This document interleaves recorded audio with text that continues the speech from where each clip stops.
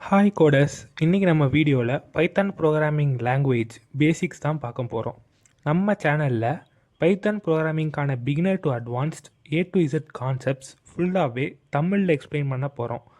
இந்த வீடியோ அதோட ஃபஸ்ட் எபிசோட்னால ஃபுல் அண்ட் ஃபுல் தியரியாக தான் இருக்க போகுது. ஸோ நெக்ஸ்ட் வீடியோவில் இருந்து கான்செப்ட்ஸ் அண்ட் ப்ரோக்ராம்ஸை பைத்தான் ஷெல்லில் ஒர்க் பண்ணி பார்ப்போம். So let's begin with the origin of Python. So first பைத்தானை கண்டுபிடிச்சது யாருனாக்கா கைடன் வேன் ரோசம்.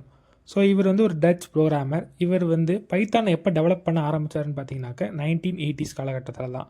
இவர் CWI அப்படின்ற சென்ட்ரம் விஸ்குண்டே அண்ட் இன்ஃபர்மேட்டிக்கா அப்படிங்கிற ஒரு ரிசர்ச் சென்டர் நெதர்லாண்ட்ஸில் இருக்குது. அங்கே தான் இவர் ஒர்க் பண்ணார். பைத்தான்கிற லாங்குவேஜ் எப்படி டிசைன் பண்ணாங்க அப்படின்னு பார்த்தீங்கன்னாக்கா ஏபிசி ப்ரோக்ராமிங் லாங்குவேஜ் அப்படிங்கிற ஒரு லாங்குவேஜை பேஸாக வச்சு தான் பைத்தானே டிசைன் பண்ணியிருப்பாங்க. ஸோ இவர் எதுக்கு இந்த லாங்குவேஜை க்ரியேட் பண்ணியிருக்காரு அப்படின்னு பார்த்தீங்கன்னாக்கா இந்த லாங்குவேஜ் படிக்கிறதுக்கு ஈஸியாகவும் அதுவும் யூஸ் பண்ணும்போது ரொம்ப சிம்பிளாகவும் இருக்கிறதுனால இந்த லாங்குவேஜை க்ரியேட் பண்ணியிருக்காங்க. ஸோ இதோட ஃபஸ்ட் வெர்ஷன் ரிலீஸ் பண்ணும்போது பைத்தான் 0.9.0 அப்படின்னு தான் ரிலீஸ் பண்ணியிருக்காங்க. எப்போனாக்கா February 20, 1991. இதில் பைத்தான்கிற நேமே இன்ஸ்பயர் பண்ணி தான் வச்சுருக்காங்க. ஸோ இதில் பார்த்தீங்கன்னாக்கா மான்டி பைத்தான்ஸ் ஃப்ளையிங் சர்க்கஸ் அப்படின்னு ஒரு காமெடி ஷோலேருந்து இன்ஸ்பயர் ஆகி தான் அந்த பைத்தான் நேமை வச்சுருக்காங்க. ஸோ இந்த பைத்தான் எதனால் ரொம்ப பாப்புலராக ஆச்சு அப்படின்னு பார்த்தீங்கன்னாக்கா இதோட சின்டாக்ஸ்னாலேயும் பவர்ஃபுல்லான ஃபீச்சர்ஸ்னாலேயும் தான் இது ரொம்ப ரீச் ஆச்சு. அடுத்து top 5 reasons to use Python நம்ம பார்க்க போகிறோம்.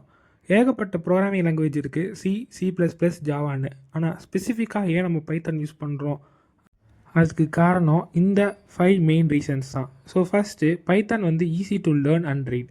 அதாவது பிகினர்ஸால் ஈஸியாக புரிஞ்சுக்கவும் முடியும், அதே மாதிரி ப்ரோக்ராம்ஸை ஈஸியாக எழுதவும் முடியும். ரெண்டாவது பைத்தான் லார்ஜ் லைப்ரரியை சப்போர்ட் பண்ணுது. அதாவது தௌசண்ட்ஸ் ஆஃப் லைப்ரரி பில்டினாகவே பைத்தானில் இருக்குது. அந்த மாடியூல்ஸை நம்மளால் நம்ம ப்ரோக்ராமில் இம்போர்ட் பண்ணிக்க முடியும். மூணாவது பாயிண்ட் என்னென்னு பார்த்தீங்கன்னாக்கா versatile and multipurpose. Python use பண்ணாத இடமே இல்லைன்னு சொல்லலாம். நிறைய ஃபீல்ட்ஸில் பைத்தானோட இம்பார்ட்டன்ஸ் இருக்குது.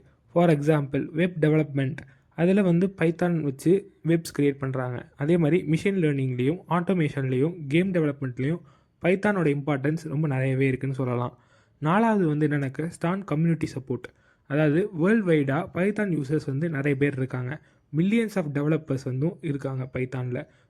ஸோ பைத்தானை நம்ம வேர்ல்டு வைடாக எங்கே வேணாலும் நம்ம யூஸ் பண்ணிக்க முடியும். அஞ்சாவது point high productivity and faster development. Other லாங்குவேஜோட கம்பேர் பண்ணும்போது பைத்தானோட கோடு ரொம்ப சின்னதாகவும் ஸ்பீடு அதிகமாகவும் கொடுக்கும். ஸோ அதனால தான் நம்ம பைத்தானை யூஸ் பண்ணுறோம். ஸோ இப்போ ப்ரோக்ராமிங் லாங்குவேஜ்னால் என்னன்னு சொல்லி நம்ம பார்ப்போம். ஸோ ப்ரோக்ராமிங் லாங்குவேஜ் அப்படின்னு சொல்லும்போது அதில் ஒரு 6 ஃபேஸஸ் இருக்குது. என்னென்ன ஃபேஸஸ்னாக்கா design phase, architecture, coding, implementing, testing or debugging. இந்த 6 ஃபேஸில் ப்ரோக்ராமர் என்ன பண்ணுவாங்க அப்படின்னு சொல்லிட்டு நான் சொல்லிடுறேன். First design phase. So design ஃபேஸில் ஒரு ப்ராப்ளம் ஸ்டேட்மெண்ட் கொடுத்துருவாங்க. அந்த ப்ரோக்ராமர் அந்த ஸ்டேட்மெண்ட்டுக்குள்ளே லாஜிக்கை ஃபஸ்ட்டு யோசிப்பார். செகண்ட் ஸ்டெப் ஆர்கிடெக்சரில் அவர் யோசித்த லாஜிக்கை வச்சு ஒரு அல்காரிதம் ஃப்ரேம் பண்ணுவார். அந்த அல்காரிதமை பேஸாக வச்சு தான் ப்ரோக்ராமை உருவாக்குவாங்க. நெக்ஸ்ட் ஸ்டெப்பில் தான் ப்ரோக்ராமர் அவர் செஞ்சு வச்ச அல்காரிதம்லேருந்து கோடை ரெடி பண்ணுவார். ஸோ அந்த கோடு தயாரானதுக்கப்புறம் தான் அதை இம்ப்ளிமெண்ட் பண்ணுவாங்க. ஸோ இம்ப்ளிமெண்ட் பண்ணும்போது அந்த கோடை ஒரு பைத்தான் ஷெல்லையோ இல்லை ஒரு என்விரான்மெண்ட்லேயோ அதை இம்ப்ளிமெண்ட் பண்ணி எக்ஸிக்யூட் பண்ண வைப்பாங்க. ஸோ எக்ஸிக்யூட் பண்ணதை டெஸ்ட் பண்ணி பார்க்கணும் நெக்ஸ்ட் ஸ்டெப்பில். ஸோ டெஸ்ட் பண்ணி பார்க்கும்போது உங்களுக்கு எரர் இருந்துச்சுன்னா எரர் காமிக்கும், இல்லாட்டி உங்களுக்கு எக்ஸ்பெக்டடான அவுட்புட் கொடுக்கும். எக்ஸ்பெக்டடான அவுட்புட் உங்களுக்கு கிடச்சிருச்சுன்னா அந்த ப்ரோக்ராம் சக்ஸஸ்ஃபுல்லாக ரன் ஆகுதுன்னு அர்த்தம். அதே ஏதாச்சும் எரர் காமிச்சிச்சுனாக்க அதை நீங்கள் கண்டிப்பாக அது எங்கே அந்த எரர் நடந்துச்சுன்னு அதை நீங்கள் போய் டீபக் பண்ணிவிட்டு திரும்பி அந்த கோடை எக்ஸிக்யூட் பண்ணுற மாதிரி இருக்கும். இதுதான் 6 phases of programming language. Next programming லாங்குவேஜை பற்றினா ஒரு பேசிக்கான இன்ஃபர்மேஷன் தான். அதாவது இப்போ ஹியூமன்ஸ் ஹை லெவல் லாங்குவேஜ் பேசுவாங்க. ஃபார் எக்ஸாம்பிள் இங்கிலீஷ், தமிழ், அந்த மாதிரி என்னென்ன நம்மளுக்கான ஃபெமிலியரான லாங்குவேஜோ அதை நம்மளால் புரிஞ்சிக்க முடியும்.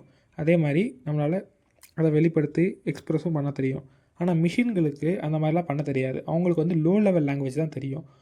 Low level லாங்குவேஜ்னால் 0s and 1s தான். ஸோ எப்படி நம்ம ஹை லெவல் லாங்குவேஜ்லேருந்து லோ லெவல் லாங்குவேஜுக்கு கம்யூனிகேட் பண்ண முடியாததுனால நமக்கு நடுவில் ஒரு டிவைஸ் தேவைப்படுது. அதுதான் கம்பைலர் இல்லை இன்டர்ப்ரெட்டர். அந்த கம்பைலர் இல்லை இன்டர்ப்ரெட்டர் என்ன பண்ணுனாக்க நம்ம பேசுகிற ஹை லெவல் லாங்குவேஜை மிஷினுக்கு ஏற்ற மாதிரி லோ லெவல் லாங்குவேஜாக அது வந்து ட்ரான்ஸ்லேட் பண்ணிடும். இதுதான் அதோட வேலை. ஸோ நம்ம வந்து ஹை லெவல் லாங்குவேஜில் ஒரு கோடு எழுதுகிறோன்னு வச்சுக்கோங்களேன். அந்த கோடு பேர் என்னன்னாக்கா சோர்ஸ் கோடு அப்படின்னு சொல்லுவோம். அந்த சோர்ஸ் கோடை அந்த கம்பைலர் வாங்கிட்டு அதை அப்படியே வந்து மிஷினுக்கு ஏற்ற மாதிரி லோ லெவல் லாங்குவேஜாக மிஷின் கோடாக தரும். ஓகேவா? மிஷின் கோடுங்கிறது 0s and 1s தான். ஸோ இப்படி தான் வந்து அந்த இன்டர்பிரேட்டரோ கம்பைலரோ ஹை லெவல் லாங்குவேஜை லோ லெவல் லாங்குவேஜாக மாற்றும். ஸோ நான் இப்போது ப்ரோக்ராமிங் லாங்குவேஜை பற்றியும் பைத்தான் லாங்குவேஜும் பற்றியும் ஒரு பேசிக்கான நாலேஜ் கொடுத்துருப்பேன்னு நம்புகிறேன். So thank you. நெக்ஸ்ட் வீடியோவில் பார்ப்போம்.